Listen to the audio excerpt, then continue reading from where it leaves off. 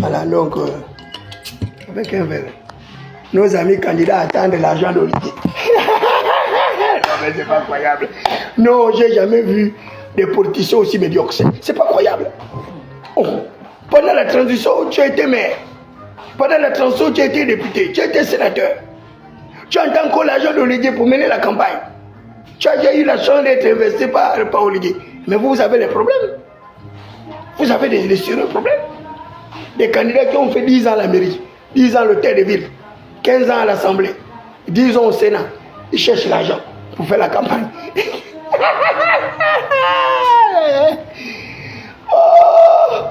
Oh non, vous en avez plus au-dessus. Et là, ils ont toutes les peines et toutes les difficultés. Ils ne savent pas comment aller affronter la population. Ils ont fini de casser les maisons des gens, ils ont fait les populations des sans-abri. Donc ils ne savent même plus où les électeurs se trouvent à l'heure actuelle.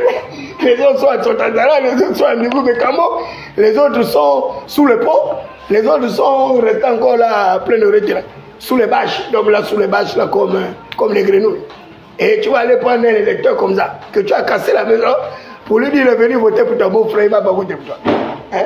Il vaut mieux pour toi d'aller chercher d'autres électeurs. N'allez même pas du côté de Oveno là-bas. Ah, là-bas c'est grave. Où les gens dorment sous le pont. Non. La pauvre Jeanne Bagou à son époque, c'était pas comme ça. Mais toutes les casses que vous avez fait là, on m'a boit comme disait ma grand-mère. Non, vraiment. Tous ces électeurs-là. Mais je vous dis, les amis, si vous votez pour les gens là, mais vous-même, ils vont casser tout Libreville. Tout Libreville, ils vont casser. Il n'y aura plus nos vieilles cabanes là, au bord des routes. Vous avez appris non, que la tour même de Montbouet sera rasée, elle sera cassée. Tous nos bacatiers là, ils vont nous chasser pour eux. On doit aller vivre en forêt là-bas, à Chotanzala, à Mekambo, à Mimongo là-bas. C'est eux les riches, les nantis qui doivent vivre ici à Libreville. Dans leur Libreville 2. En réalité, leur véritable Libreville 2, c'est Libreville 1.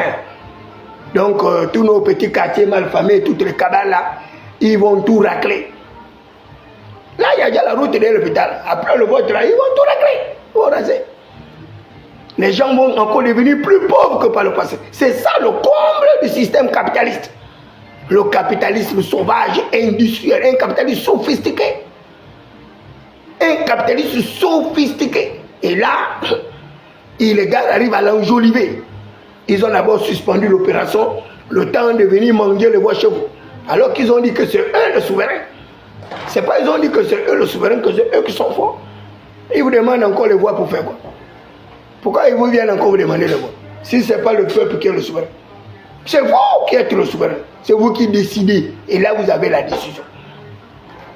Entre la poursuite des casses et l'arrêt immédiat de ces casses-là.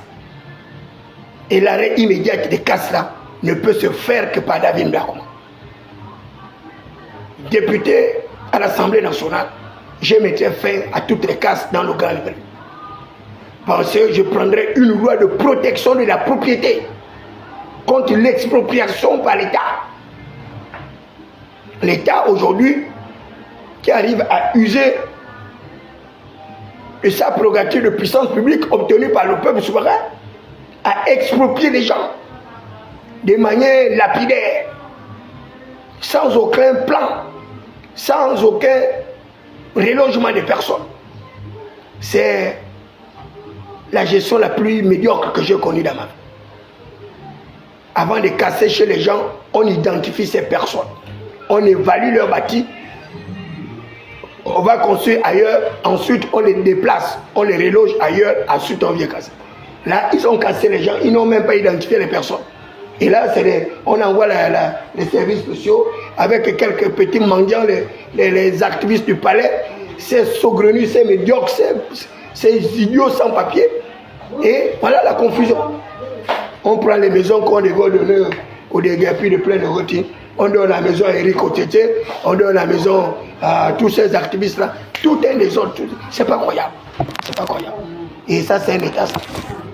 Un État désorganisé, déstructuré, dysfonctionnel. Il faut des députés comme nous. Voilà. David Mbakoma va marquer la différence. Et là, je voudrais faire appel